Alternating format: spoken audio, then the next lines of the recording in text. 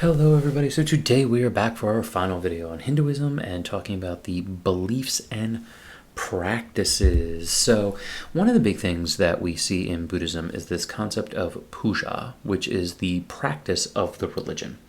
And this, again, as I've talked about before, can vary from person to person. One of the big things is going to a temple. And on the right here, you have just a series of historical temples in all sorts of places across the world for Hinduism. And I think they're really, really cool. And that's the interesting thing, I bring it up now because in the last video I showed you a lot about the different pictures of the gods and goddesses, and I used some were older paintings, I used some modern day, I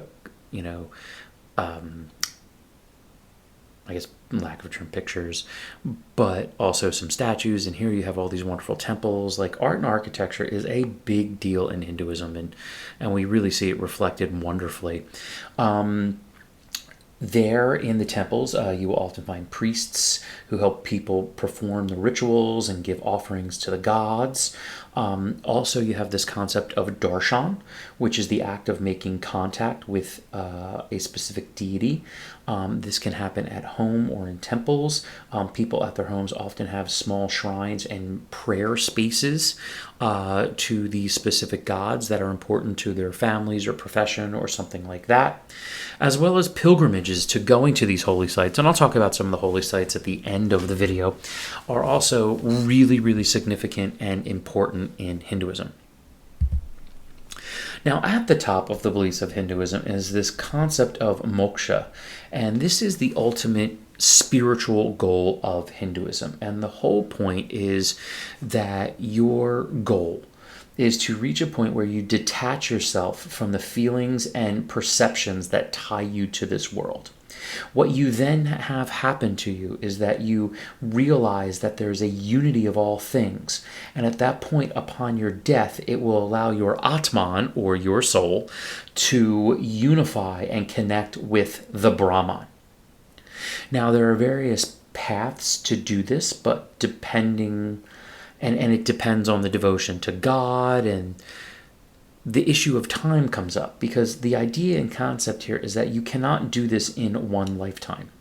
And that's going to lead to some other things that I'll talk about in a moment. But once again, the Brahman is the ultimate and the oversoul of the universe, and your goal is through meditation and religious practice to be able to achieve a union with the Atman, that upon your death you will become part of the Brahman. Now, this results in two ideas referred to as karma and samsara. So karma is the idea that the sum actions of your life will determine what happens to you after you die. It is cause and effect, but we often misuse it. This idea, if you do something and then you get this other thing that happens to you, and that's not really how karma works. And we need to understand that the karma is this collection of everything that you do. And that is what's going to determine your spiritual being in the future, okay? And so the idea here, if you look on the chart, is so on the left, the karma is the amount of good works and actions and following your dharma, which I'll talk about, that you perform. The more good karma you build up in your Atman, or your soul, the better your rebirth. So again here, if your karma has if you have lots of positive karma, your next life will be reborn into a higher form, if you will. And eventually, you will not be reborn, you will achieve moksha. Now, with samsara, okay, again, you are following with your death. You will immediately be reborn into a new body. So if you do not achieve moksha, upon your death, you basically will immediately return in some higher or lower position depending on your dharma, which I'll get into, but how well you followed your religious and societal obligations. Now, there is a belief in a hell-like place known as Dvaraka, where particularly bad souls will be tormented but it's not really a place. It's almost just a state of being, because at some point, after a specified amount of time, that soul will then be reborn. It is important to understand, though, that, again, we've talked about this, that not all schools of Hinduism follow that, but for some schools, that is a belief. All right. Now, as I mentioned in my first video when I was talking about the different scriptures, one of the scriptures talk about the 4 goals of human life. And number 1 is moksha, which is that liberation. All right. And so how do we get to that liberation, as you see on the right there?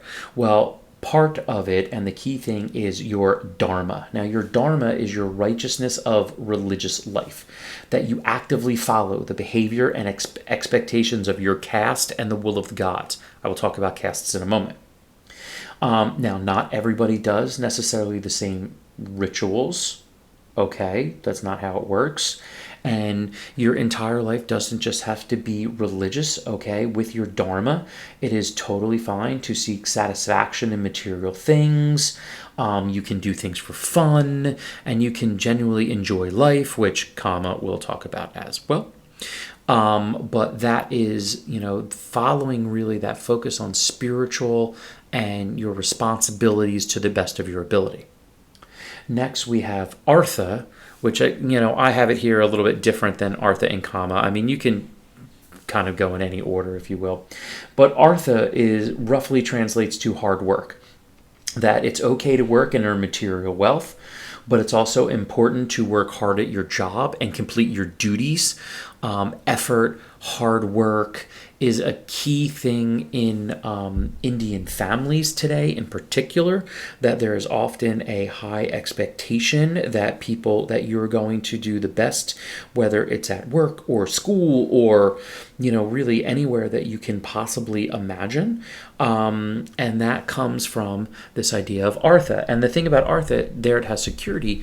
By working hard and earning money, that you do provide safety and security for your family as well.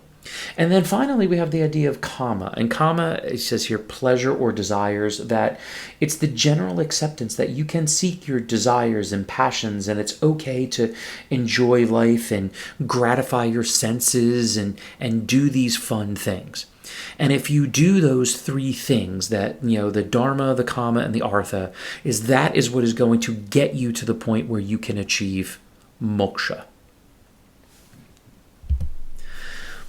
Now, one of the things that I've already mentioned is this concept of the caste system, and that Hinduism and the caste system kind of work hand in hand.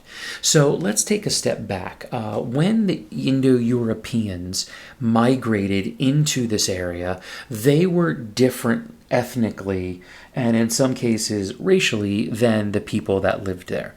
And as a result, they wanted to try to keep themselves separate from the local population. And so they created a social order in which you had, depending on your background, and then eventually depending on your background and job, that you would be put into a specific caste or social order. And the function of this social order was to organize society into a specific way so it would run efficiently, but also to kind of keep a separation between these 2 groups. Now, over time, I will say many people in the groups intermarry, and you don't have this, quote, like racial separation that was necessarily the goal the entire time. And it will morph more into, jobs and economic positions, but you have this initial division, okay? As you see there, Brahmins, Kshatriyas, Vaisas, and Shudras. All right? Now, the Brahmins were gurus and holy men and priests. The Kshatriyas were warriors and rajas, or your kings and rulers. The Vaisyas were merchants, skilled craftsmen, landowners, and skilled workers. And then finally you had the Shudras, who were farm workers, unskilled workers, and servants. However, there was another group of people known as the Dalits, who were the untouchables, or it roughly translates to the crushed ones. They often had undesirable jobs like cleaning up human or animal waste, as you see here. They deal with dead bodies, and that was believed to make them kind of ritually unclean. And as a result, they were banished from the caste system because they would do work that no one else would not. And again, other people saw them as unclean, particularly like the Brahmins, and they couldn't even interact with one another. And over time, these divisions would then later subdivide, and so you would have dozens of these castes that were also known as jati. And each caste has specific economic roles, marriage laws, and religious obligations. There are no marriages in between castes, and there was basically no changing your caste while you were living.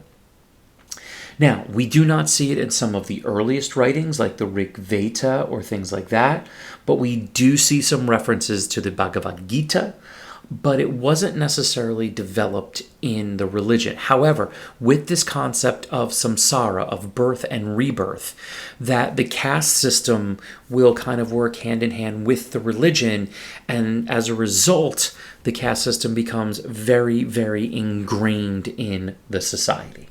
Okay, and we'll get into this a little bit more and deeper in class as we go. Now, as a result of these basic beliefs, there are a variety of like holidays and things like that that are focused on the celebration as well as the worship of various gods and goddesses. And so I have a big list here of some of the major ones, but at the top we typically have Holi, and Holi is an annual festival that celebrates the coming of spring. It's the festival of colors. As you see the woman at the top, you often have these colored powders and things like that because this is when the color comes back and the flowers and all of that type of thing. It's like the throwing off of winter. It's also seen as a time to let loose and not worry about some of the social norms of society.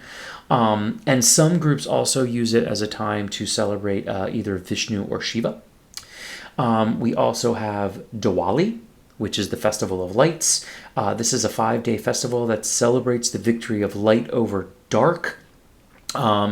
Depending on where you're at, it might celebrate the goddess Lakshmi, who is the most common, but also Kali and Rama are worshipped here.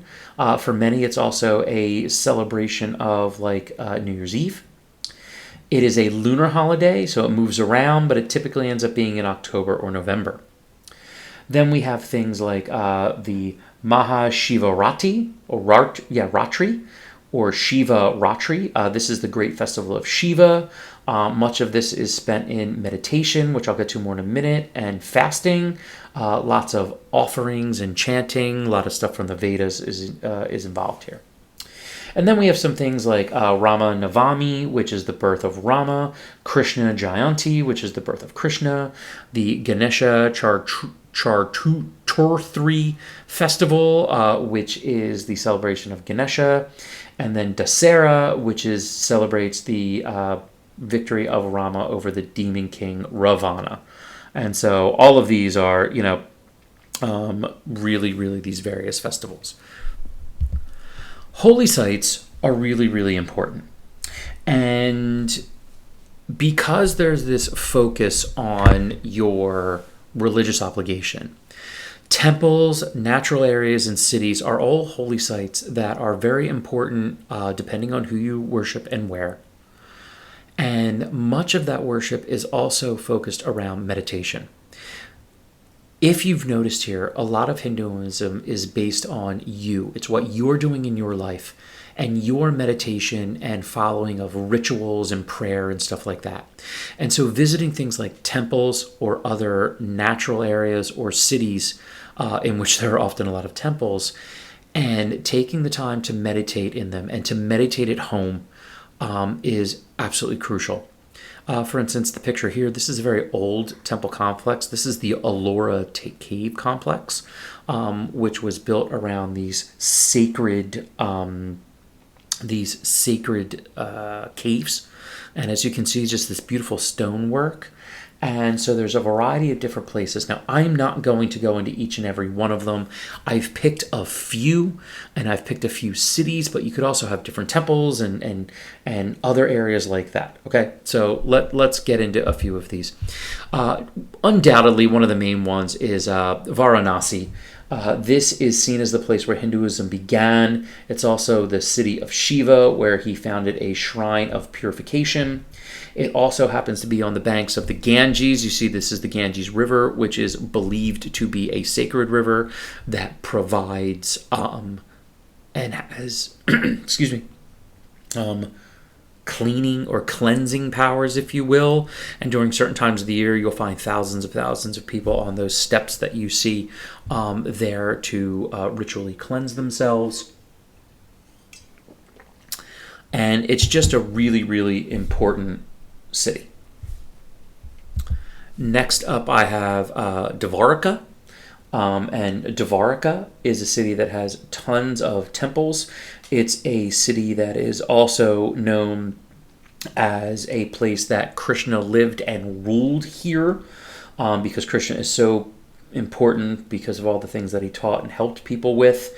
And so this city has some famous temples. You see there the temple of Krishna on the left is like super, super important as well. Excuse me. And then finally, I have here the city of Kanchipuram. This is the home to some of the oldest temples in Hinduism. Very big on the worship of Vishnu. There are actually 14 separate temples to him here. It also has an important statue of Parvati, as you see there on the right, that gets lots of flowers and devotions to her because she is seen as the divine mother. Now, there are dozens and dozens of other holy places, but this is me just giving you some examples of the different types of temples and places and the focus on meditation, and it's really, really important throughout Hinduism. So hopefully this gave you just a good general sense of kind of an introduction to some of the beliefs. Again, it's not each and every belief, but hopefully you got a little bit of an idea of how Hinduism functions and that you learned a little bit, okay? Well, good to see everybody, and I hope to see you guys soon.